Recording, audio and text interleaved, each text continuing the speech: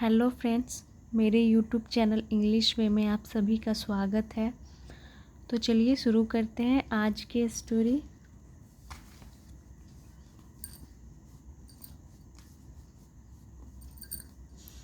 इसका टाइटल है save the seeds, यानी कि सीड्स का मतलब हो गया बीज, सेव यानी कि बचाओ, यानी इसका मतलब हो गया सेव द सीड्स यानी बीजों को बचाओ। In a little house by the lake, an old couple lived with their dog and cat. In a little house यानी कि एक छोटे से घर में, by the lake यानी कि लेक के किनारे एक छोटे से घर में, इसका ये मतलब हो गया। तो बाई यहाँ पे हो गया कि बाई का अर्थ हो गया कि निकट में या पास में। किसके पास में? तो लेक के पास में एक छोटे से, लिटिल हाउस यानी कि छोटे से घर में। तो चलिए देखते हैं आगे।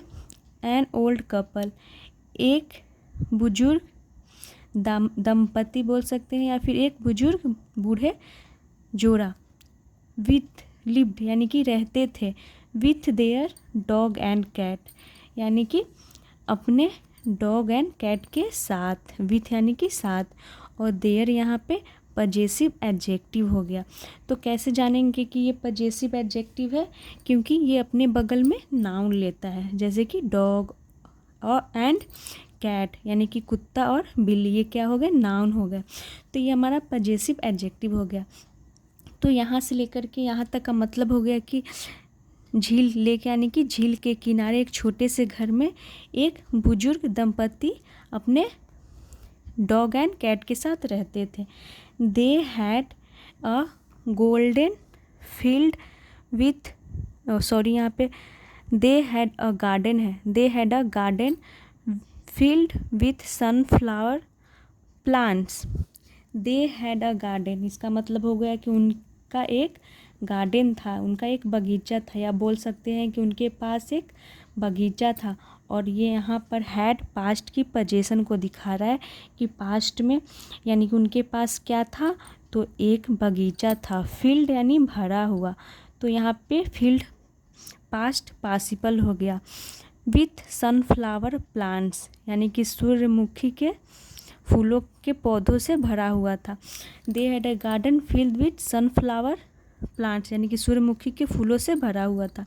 व्हेन द सीजन अराइव्ड, जब द सीजन यानी कि मौसम, अराइव्ड यानी पहुंचा, द सनफ्लावर्स ब्लूम्ड यानी कि जो सूर्यमुखी के फूल थे वो ब्लूम्ड यानी खिल गए। द ओल्ड कपल यानी कि बूढ़े दंपति या फिर बोल सकते बूढ़े जोड़ा, विथ देयर पेट्स यानी कि अपने पालतू जानवरों के साथ। तो पेट्स का मतलब हो गया पालतू जानवरों के साथ।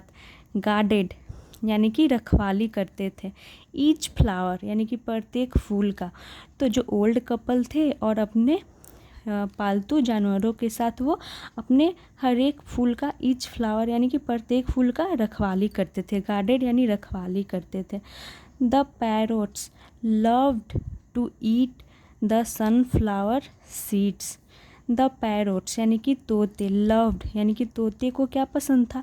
लव्ड यानी बहुत पसंद था। टू ईट यानी खाना। द सनफ्लावर सीड्स यानी सूर्यमुखी के फूल का जो बीज होता है उन्हें खाना बहुत पसंद था तोतों को।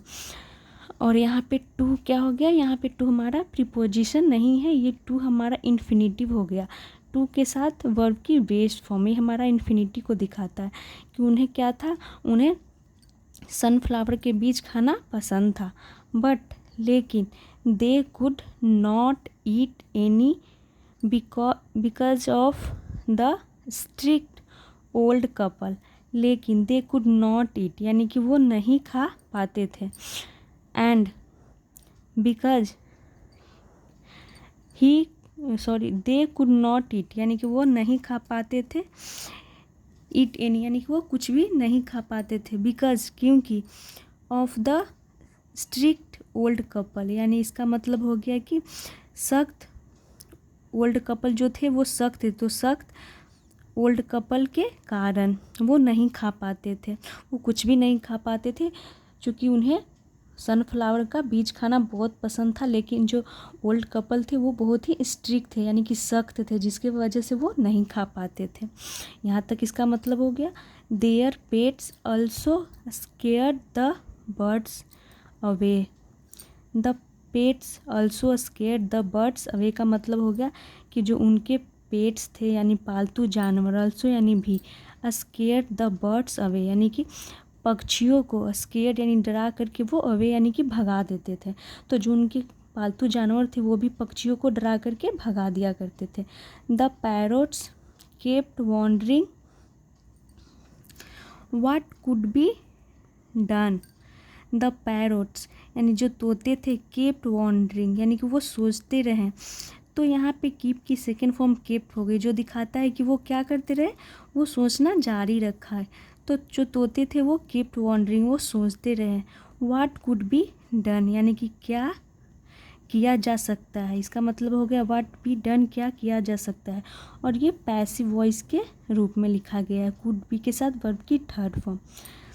But could not find a solution, लेकिन कुड नॉट फाइंड यानी कि वो नहीं ढूंढ पाए, अ सोल्यूशन यानी कि कोई भी समाधान वो नहीं ढूंढ पाए।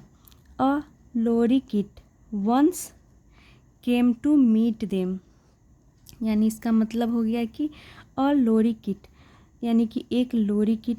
तो लोरी किट का मतलब होता है एक पक्षी होता है सुंदर सा, जो अपनी सुंदरता के लिए जाना जाता है, जिसके पंख कलरफुल होते हैं और अपने सुंदर आकार के लिए जाना जाता है, तो वो भी एक पक्षी ही होता है। और लोरी किट वंस यानी एक बार, केम आया, टू मीट यानी मिलने के लिए, देम यानी उनसे, यानी कि उन तोतों से मिलने के लिए एक लोरी किट पक्षी आया। After hearing their trouble, after hearing यानी कि सुनने के बाद, तो यह हेयरिंग ये हमारा जेरंड के रूप में हो गया क्योंकि ये प्रीपोजिशन है। देयर ट्रबल यानी कि उनकी ट्रबल, उनकी मुसीबतों को सुनने के बाद, यहाँ से यहाँ तक हो गया। He hatched a quick plan, he hatched यानी कि उसने, हैज्ड का मतलब यहाँ पे हो गया कि योजना बनाना। अ क्विक प्लान यानी कि एक तुरंत योजना बनाई, प्लान यानी योजना बनाई। और यहाँ पे हैज्ड एज अ वर्ब के रूप में यूज किया गया है, सेकेंड वर्ब के रूप में। उसने हैज्ड अ क्विक प्लान यानी कि उसने तुरंत, क्विक प्लान यानी कि एक योजना बनाई।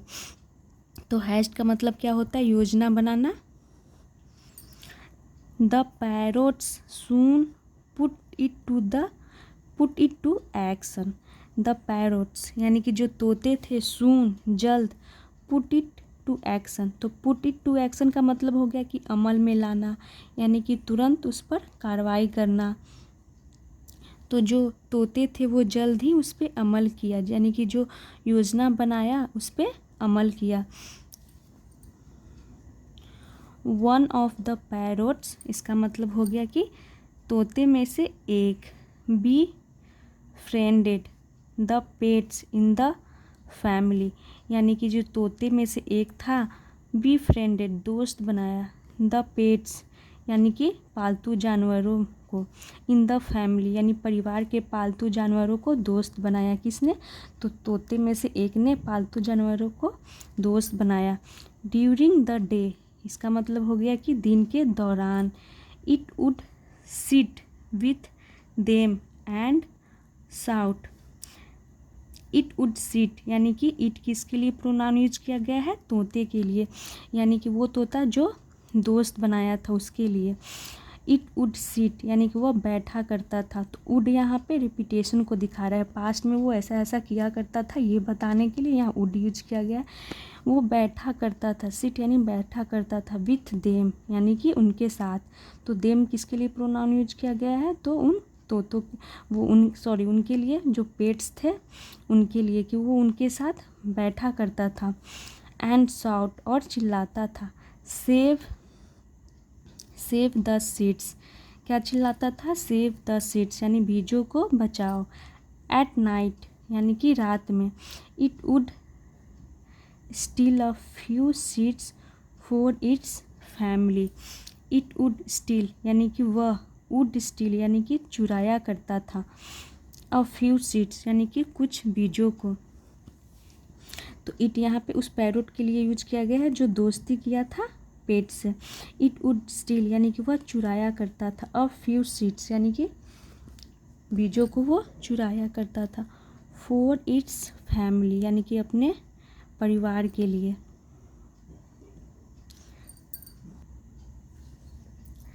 This continued day after day यानी कि यह कंटिन्यूड रहा यानी जारी रहा, डे आफ्टर डे का मतलब हो गया दिन प्रतिदिन, यानी कि वो जारी रखा दिन प्रतिदिन। The parrots now had enough to eat. The parrots यानी कि तोतों के पास, नाउ यानी अब, हैड यानी कि ये पोजीशन को दिखा रहा है कि उनके पास अब था, इनफ यानी कि पर्याप्त, टू ईट यानी खाने के लिए, यानी कि तोते के पास, जो सारे तोते थे उनके पास पर्याप्त था खाने के लिए।